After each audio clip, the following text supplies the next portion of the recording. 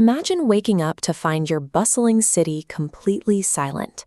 The streets are empty, and your neighbors have simply vanished. Invading armies and natural disasters occupy our history books, but pathogens operate on a scale that dwarfs any human conflict. Over the last 2,000 years, disease has wiped out hundreds of millions of people. These outbreaks crashed entire economies. They dismantled mighty empires and forced civilization to adapt.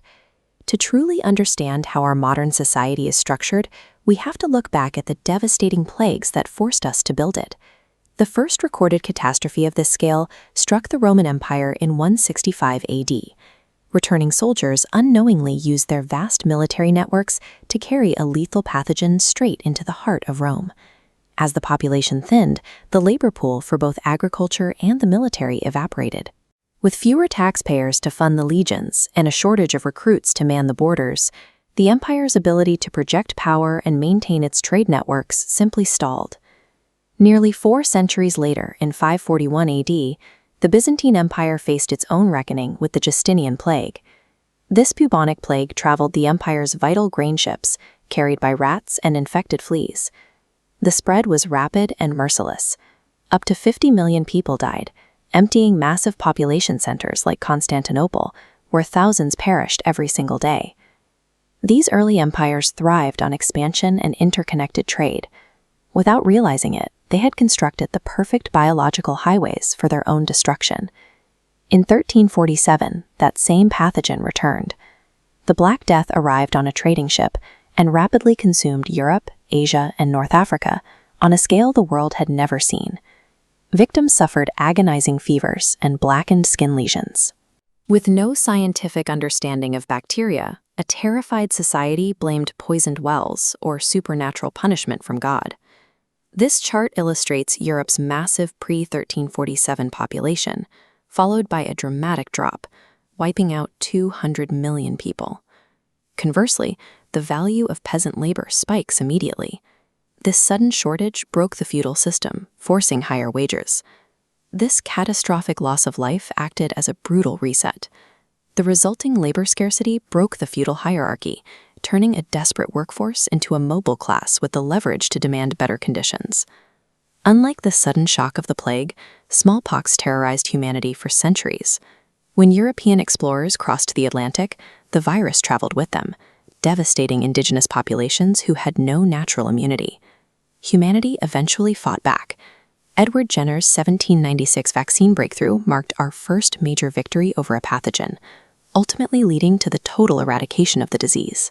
By the 19th century, global trade routes facilitated a new threat: cholera.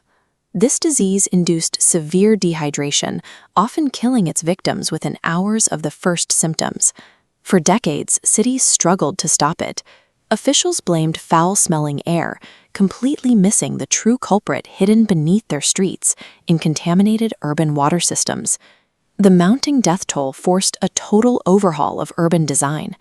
Governments moved from ignoring the source to engineering the massive sewage and clean water systems that underpin every modern city. In 1918, a rapidly mobilizing world engaged in the First World War created the ideal conditions for the Spanish flu. The virus spread globally in months, killing an estimated 50 million people. This particular strain was exceptionally lethal because of how it attacked. It weaponized the strong immune systems of healthy young adults, triggering an aggressive overreaction that ravaged their own bodies.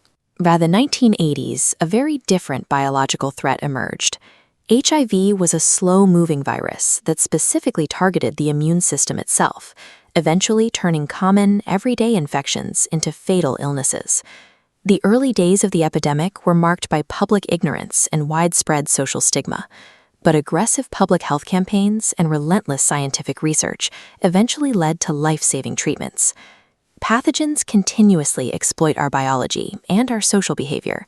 In response, human societies have been forced to constantly refine our global scientific collaboration and the way we communicate medical truth. In late 2019, COVID-19 tested our highly connected world. The virus spread so rapidly that it triggered the first simultaneous global lockdown in human history. Faced with immense economic pressure and mounting death tolls, The global scientific community mobilized.